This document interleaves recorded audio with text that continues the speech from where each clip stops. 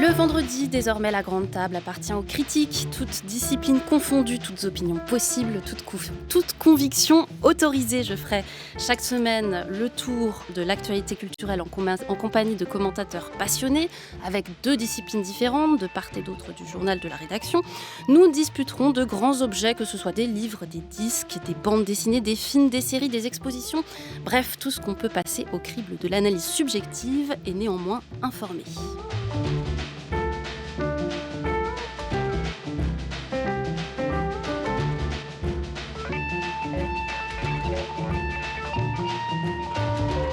À 13h, nous parlerons de musique avec 2 disques sur nos platines, l'un folk. Critique. Lucille Como. Petit puck de générique à 13h, nous parlerons donc de musique avec 2 disques sur nos platines. L'un folk américain, le dernier opus de Bill Callahan, et puis le second rap français, celui de PLK. Mais pour l'heure, je suis en compagnie de Charlotte Garçon, des Cahiers du cinéma, et de Théo Ribeton, critique aux Inrocks. L'une rompue à l'exercice critique sur notre antenne, première fois pour le second, bienvenue Théo. À l'affiche, 2 films, Adolescente de Sébastien Lifshitz et La Daronne de Jean-Paul Salomé. Très familial, décidément, notre programme aujourd'hui. Et on commence avec Adolescente, un documentaire qui a fait beaucoup parler de lui avant même sa sortie, retardé, il faut le dire, pour cause de confinement. Sébastien Lifshitz est un réalisateur français passé par l'art contemporain. Il a réalisé depuis 25 ans de nombreux documentaires, dont le plus connu jusqu'ici est certainement Les Invisibles, sorti en 2012, dans lequel il suivait des couples homosexuels âgés. Cette fois-ci, Sébastien Lifshitz a suivi depuis leurs 13 jusqu'à leurs 18 ans Emma et Anaïs, 2 jeunes filles qui grandissent dans une ville française moyenne. On les voit évoluer dans les couloirs du collège, du lycée, des stages, dans leurs confrontations parfois violentes avec les parents, leurs premiers amours, les épreuves qui font grandir d'un seul coup et les moments de régression. Un travail de longue haleine, un film de 2h15 à l'arrivée à la chronologie parfaitement linéaire. On en écoute tout de suite la bande-annonce. Vous êtes en 4e ? Les profs, on n'est personne pour vous dire si vous allez réussir votre vie ou pas. Moi, j'en sais rien ce que vous allez être dans 10 ans. J'ai juste peur de ne pas réussir ce que j'entreprends. Je sais pas, c'est parce qu'on n'a pas tous un talent. Et là, t'as envie de pleurer. Quand tu vois ta note, t'as envie de pleurer. Enfin, mec, quand je suis stressée, j'arrive plus à rien. Donc si tu veux faire ça et que j'ai 0 à cause de toi, ça va aller. Moi, franchement, c'est la pire année de ma vie. Et tu seras encore plus jolie si tu perdais un peu de poids. Il m'a largué par téléphone. Et même les filles, elles l'ont dit, c'est irrespectueux. Pour toi, c'est à quel âge l'âge idéal pour refaire pour la première fois ? N'importe quel âge, à vrai dire. Disons que ça ne te laisse aucune alternative. Mais puisque c'est ce que je veux faire, putain, on s'en fout. Tu vas partir à Paris, moi je vais partir sur Limoges. Tu sais, quand on se reverra, on aura grave changé et tout, tu vois. Ouais. C'est angoissant, je trouve, le futur, en vrai. C'est angoissant le futur, Charlotte Garçon. Ah, ne me lancez pas là-dessus. Je vous lance pas là-dessus, je vous lance sur le film, allez. Nous sommes tous on rétrécit de vieux adolescents. Oui, vous avez raison de parler de ce qu'a fait précédemment Sébastien Lifshitz, parce qu'effectivement, je pense que c'est à l'adolescence qu'il a commencé à colliger, enfin vraiment à collectionner des photographies amateurs, des portraits comme ça qu'il glanait au puce. Donc lui-même très très jeune, il a été passionné par ces portraits d'inconnus. Et ils ont été d'ailleurs récemment, l'année dernière, exposés au Centre Pompidou et ça a donné lieu à un livre, L'inventaire infini. Et j'ai un petit peu retrouvé cela dans cette impulsion documentaire qui vise à faire plutôt un portrait finalement que nécessairement à raconter une histoire. Mais l'intérêt là, c'est qu'il n'y a pas seulement une adolescente, il y en a 2. Et une fois qu'on pose le 2, eh ben forcément, j'allais dire, on programme un futur qui va diverger. On est ensemble dans la même classe quand on est en 4e. On sait tous que ensuite, les questions d'orientation, vraiment même au sens purement scolaire, vont nous faire diverger. Et donc le film porte en lui plus que simplement le plaisir du médaillon de portraits de jeunes filles documentaires, qui est plaisant, hein, qui est bien sûr tout à fait intéressant. Il porte vraiment une dimension politique ou sociale dans cette divergence qui va être de plus en plus une divergence de classe et qui va affecter l'amitié, la camaraderie qui était là au début. Donc le film a une dramaturgie qu'il trouve Je crois que c'était 500 heures de rush. Donc 500 heures de rush, il faut quand même en tirer quelque chose. Vous disiez que c'est monté de manière linéaire, effectivement, chronologiquement. Mais malgré tout, il se passe quelque chose. Et ce qui se passe raconte aussi la France d'aujourd'hui. Alors de manière pas toujours gaie, d'ailleurs. Théo Ribeton, premier regard sur ce film. Ouais, je suis tout à fait d'accord avec tout ce que vient de dire Charlotte. En même temps, ce que j'ai aussi envie de dire en premier, même si effectivement toute cette affaire d'orientation arrive ensuite, c'est que le film est assez irrésistible. Enfin, c'est quand même, il y a un effet, choupi, quoi. C'est vraiment un florilège de scènes de bouderies, de disputes familiales, qui peuvent être tragiques, mais qui sont souvent assez tordantes. Enfin, c'est vraiment un bouillon de vie, mais la part tragique, effectivement, c'est la sociologie qui vient ensuite. Il y en a une qui a des parents qui sont cadres et une autre qui vient d'un milieu un peu plus prolétaire, et effectivement, on a des déterminismes qui entrent en jeu. Après, ce que Lifshitz a comme grande qualité, c'est de ne pas être cynique face à ça.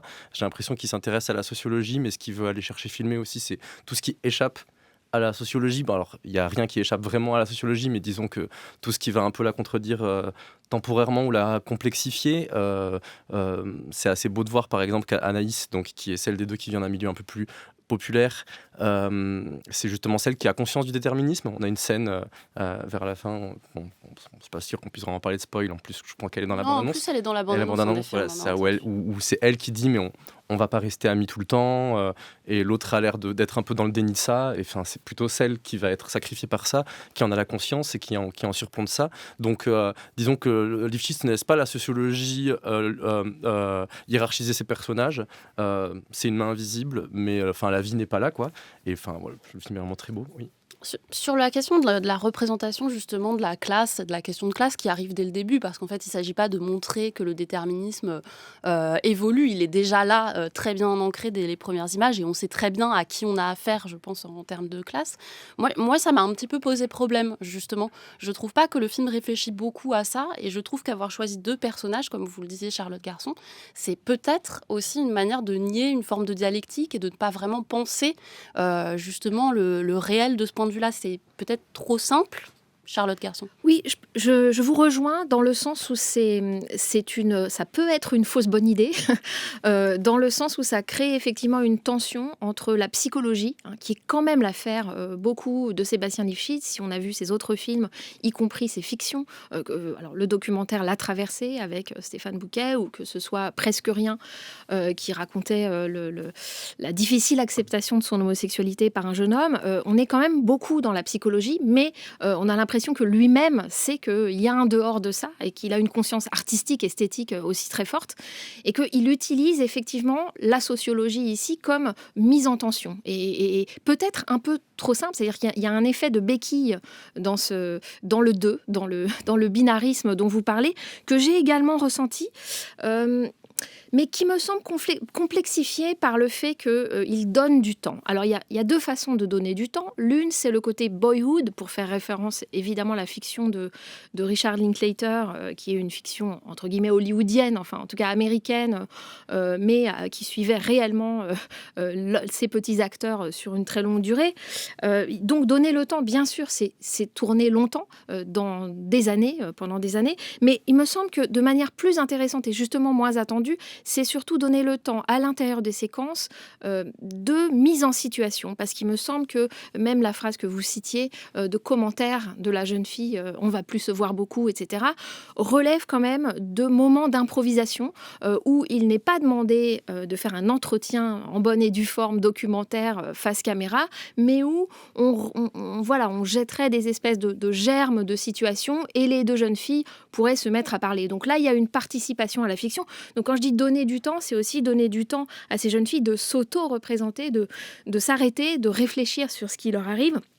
Et ça, c'est quand même la présence de la caméra, la présence familière de Lifshitz au cours des années, qui permet quand même une tierce personne, je ne sais pas, une tierce machine, et qui parfois se met vraiment dans le chemin de rapports un peu attendus, conflictuels avec les parents, et se campe assez fermement du côté des adolescentes. Et ça m'a plutôt réjoui. Donc, je suis d'accord, il y a une forme de binarisme, mais c'est à l'intérieur de chaque séquence que qui trouve une réponse. Théorie, plutôt. Oui, effectivement. Enfin, c'est important de le dire. On dit toujours souvent, quand on parle d'un documentaire, on parle de l'effacement du réalisateur ou de la réalisatrice. Il y a toujours un peu cette idée de se soustraire à ce qu'on est en train de filmer, d'être une petite souris. Là, vraiment, c'est pas la position de Lifshitz. Il y a vraiment une manière d'être pris à témoin. Ça a été tourné au fil de sessions de tournage de 20 jours tous les ans. Je pense que c'était vraiment un rendez-vous qui était pris, dont on sent parfois qu'il était un peu attendu, dont on sent aussi que les disputes seraient pas les mêmes s'il n'était pas là. La manière de parler de soi, enfin, elles sont vraiment dans un truc un peu réflexif, effectivement, dans certaines scènes où elles se pensent, où elles disent moi mon rêve c'est ceci, mon avenir c'est cela. Elles le font un peu, enfin le film est un peu leur blog. Et je voulais aussi rebondir sur ce que disait Charlotte sur Boyhood. Effectivement, bon, ça a été beaucoup cité. C'est un film qui partage beaucoup de choses avec celui-ci. C'était donc un film sur une famille tourné avec des acteurs. Hein, c'est ça, ouais. Vraiment une fiction, mais sur Boyhood. 12 ans, je crois, 12 ans de la vie de... C'était plus long, acteur. c'était une fiction, mais c'était une fiction un peu écrite en temps réel, et c'est pour ça que ça en est peut-être pas aussi totalement une, et ce documentaire il est un peu aussi écrit par les gens qui le font en temps réel, donc je pense que ça se rapproche un peu. Je pense aussi que l'autre grand point commun, c'est que derrière l'alibi de filmer un vieillissement, il y avait filmé une quotidienneté américaine et filmé vraiment une culture en arrière-plan, et là vraiment la France est en arrière-plan, on voit les attentats, on voit les élections. Un arrière-plan qui est quand même très, très présent. Moi je suis assez étonnée par une forme de contradiction qui est aussi d'ailleurs dans le discours, je pense, de Sébastien Lifshitz, qui est peut-être intéressante, mais qui est de revendiquer une forme de neutralité, en effet, donner place à l'invisible, montrer l'invisible. Voilà, il a choisi une ville moyenne qui n'est jamais citée dans le film. Bon, il s'agit de Brive-la-Gaillarde, on ne sait jamais où ça se situe. Je suis pas sûre, j'ai eu l'impression de ne pas avoir le nom.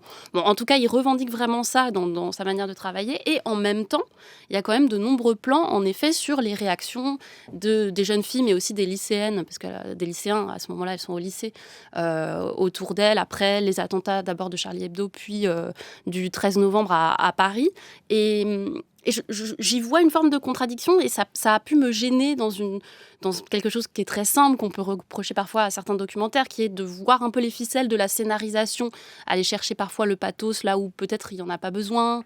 Charlotte Garçon, je vous vois c'est-à-dire que je ne vois pas la contradiction, sinon que quand on grandit et qu'on est pris dans des problématiques intimes, familiales, de futur, personnelles, individuelles, etc., et psychologiques, donc, qui sont surreprésentées, c'est vrai, dans ce documentaire, eh bien, la réalité extérieure, avec une grande violence, fait parfois irruption. Elle fait irruption bêtement, disons, aux nouvelles du soir, au journal du soir. Elle fait irruption dans la classe parce qu'on célèbre, parce qu'on fait une minute de silence après les attentats commis contre Charlie Hebdo.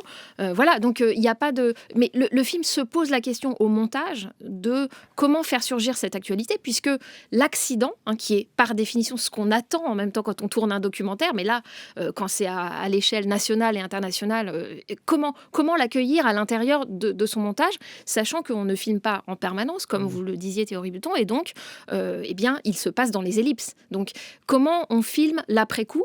Autant l'élection de 2017, on peut la filmer devant la télévision et comprendre d'ailleurs au passage que sans doute Anaïs et sa famille votent peut-être Marine Le Pen. Et bon, moi, je trouve que c'est intéressant. Enfin, il y a quelque chose de un peu furtif. Donc, je sais pas, moi, j'aurais peut-être pas dosé comme ça, mais je vois pas en quoi c'est une contradiction qui est à la fois l'extérieur et l'intime.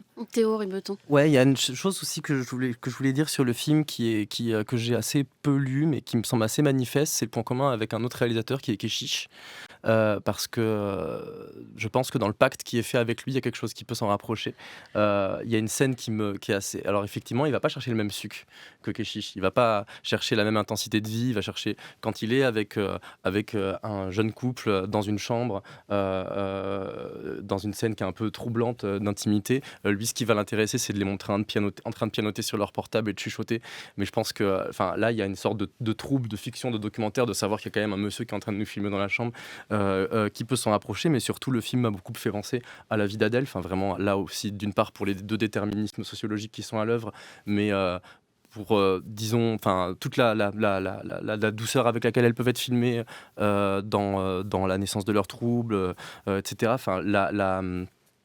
Léa Seydoux dans La vie d'Adèle s'appelait Emma, c'est aussi le prénom de la jeune fille. Bon, ça c'est des hasards, mais enfin j'ai l'impression que dans beaucoup de choses que j'entends, les 500 heures de rush pour aller essayer de retrouver une chair du réel, de la vie, le film a presque d'une certaine manière un côté droit de réponse à la vie d'Adèle, au sens où l'intensité est ailleurs, un truc un peu plus feutré, un peu moins violent, un peu moins. Mais j'ai l'impression qu'on me raconte une adolescence un peu en dialectique avec ça. Charlotte Garçon, un dernier mot sur Adolescente de Sébastien Lifshitz. Oui, alors moi, j'allais dire que c'est une tradition documentaire aussi que sont-ils devenus. C'est-à-dire que moi, ça m'a du coup éveillé le souvenir de films extraordinaires comme Les Lapirov passent à l'Ouest, que j'avais complètement oublié, où on voit un petit garçon soviétique de 9 ans, puis ensuite, avec ses parents, il déménage aux États-Unis, puis après il revient, il a 19 ans. Enfin, c'est extraordinaire. Donc en fait, il y a toute une tradition documentaire, y compris télévisuelle. Il y avait Que deviendront-ils, cette émission qui a bercé notre enfance. Et on voyait Valérie. Voilà. Donc ça m'a empli d'une forme de nostalgie d'aller aussi revoir. Et ce que je veux dire, c'est que on met souvent en avant ce geste extraordinaire qui serait de rester 5 ans. En fait, il y a déjà toute une tradition documentaire. Et c'est pas pour minimiser ce film, mais ça donne au contraire envie de se souvenir que le cinéma permet ce temps et cette longue durée. Film dont on aura compris que c'est un film intéressant à aller voir, Adolescente de Sébastien Lifshitz. Il est en salle depuis mercredi dernier. France Culture, la critique, Lucille Como.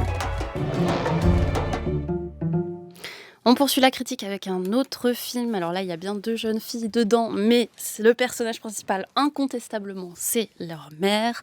La daronne de Jean-Paul Salomé, c'est Isabelle Huppert. Dans la scène d'ouverture, on la voit enfiler maladroitement un gilet pare-balles, buter un peu contre la rampe d'un escalier dans lequel des hommes de la BRI s'engouffrent pour procéder à une arrestation matinale. Isabelle Huppert, c'est Patience Portefeu, une traductrice de l'arabe pour la police qui, à l'occasion d'une écoute, reconnaît l'infirmière qui s'occupe de sa vieille mère dans une maison de retraite et décide donc de saisir sa chance en court-circuitant une saisie de cannabis importé du Maroc. Elle se déguise en élégante femme voilée, en daronne donc, pour prendre contact avec le milieu. Une comédie, c'est du moins ce qu'on nous promet, adaptée d'un roman à succès d'Anne Lorquer. On en écoute la bande-annonce. Elle est où l'interprète? L'interprète, bordel! Vous êtes en garde à vue pour trafic de stupéfiants.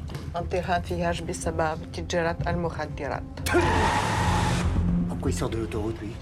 Mika, trouve-moi ce camion. Khadija, il y avait combien dans ce camion? Ça fait beaucoup.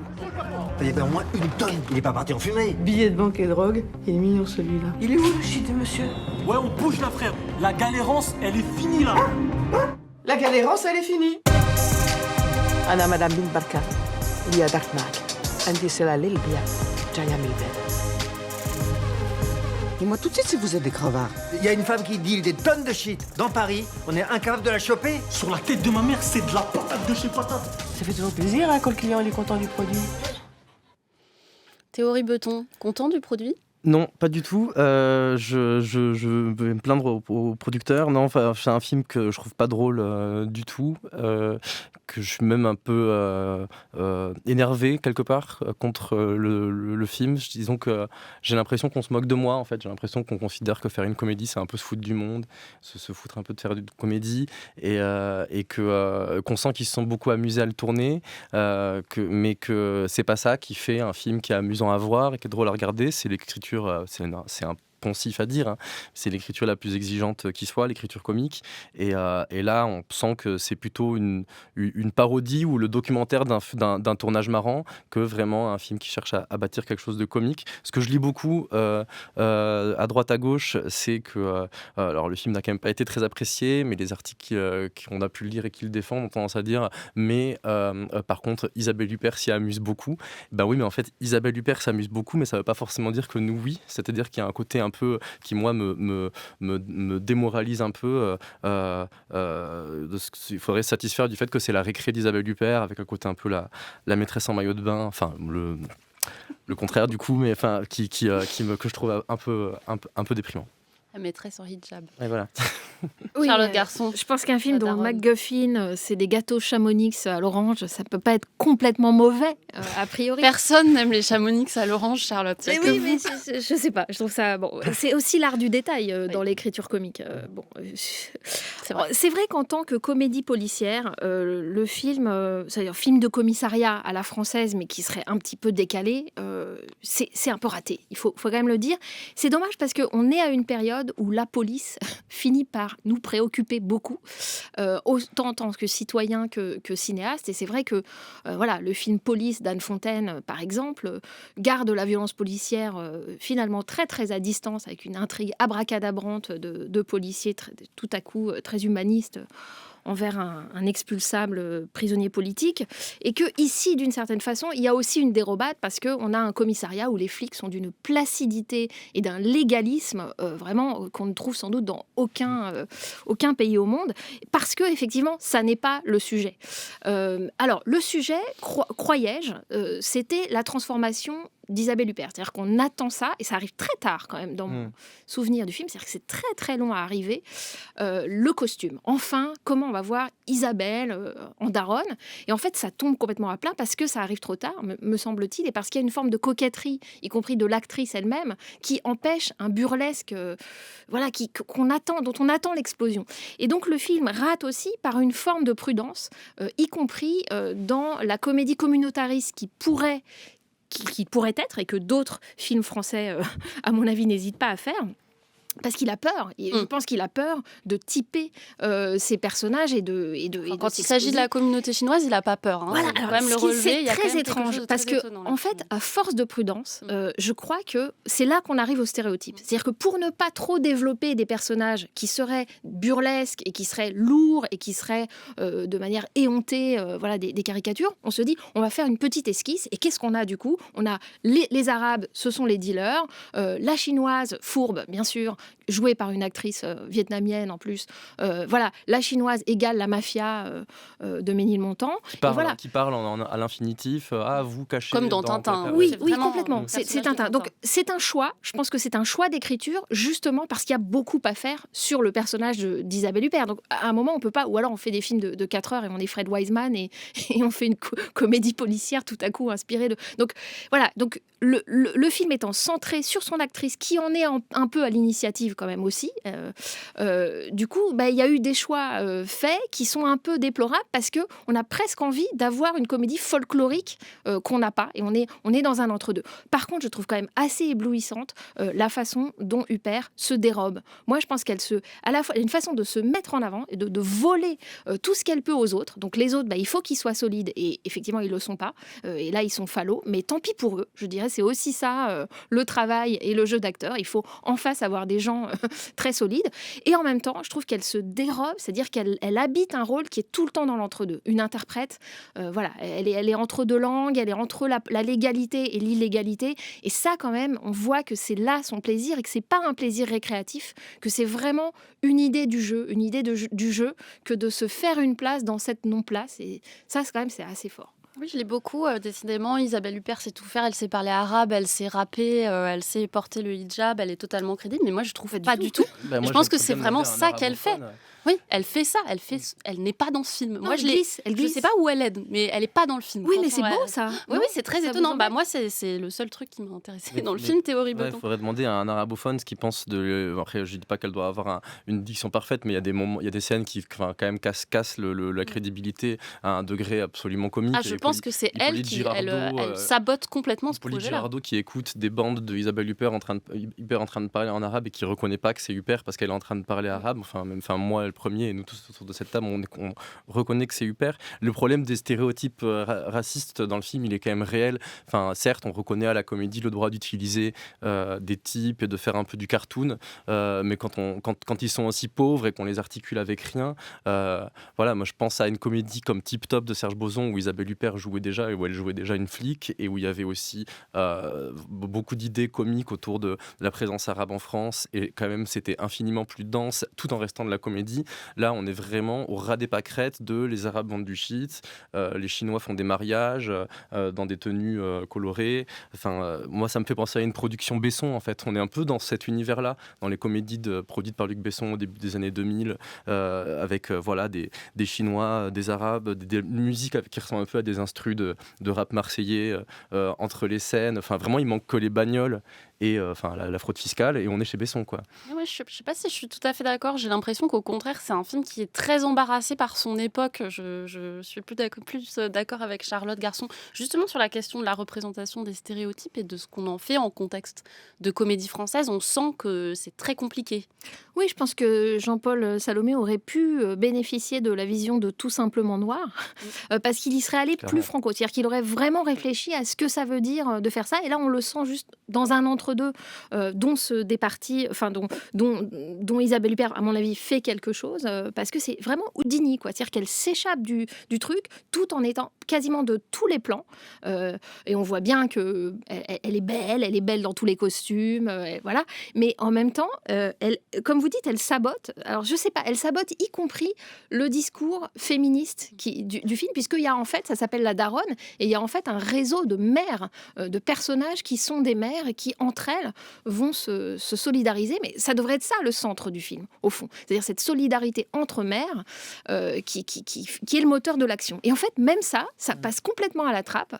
Et c'est Huppert qui sabote le fait même qu'un film porterait une idéologie, que ce soit une idéologie raciste, antiraciste, féministe ou misogyne. Finalement, tout ça, elle glisse absolument dessus. Donc c'est une sorte de coup, c'est une sorte de coup que je trouve quand même étonnant. Il reste une sorte d'étrangeté et finalement de gravité qui ne va ni avec le genre de la comédie, ni, à mon avis, avec le genre du policier. Théo Ribeton, un tout petit mot pour finir. Oui, non, mais ça fait juste rebondir sur ce que vient très justement de dire Charlotte sur Tout simplement noir, qui est la comédie à laquelle on a envie de tout comparer cette année. Tout simplement noir, c'est un film qui est indécent mais qui est toujours lucide. Et là, on a un film qui justement a peur d'y aller, donc du coup reste au degré le plus pauvre des clichés, donc du coup échappe à toute possibilité de lucidité sur sa société. La Daronne de Jean-Paul Salomé est en salle depuis mercredi. Un grand merci à vous, Charlotte Garçon, Théo Ribeton. Je vous garde pour la deuxième partie de la critique. Je vais bien filer mon perfecto. J'espère bien. Après le journal, nous parlerons de musique, de folk et de rap, les disques de Bill Callahan et de PLK.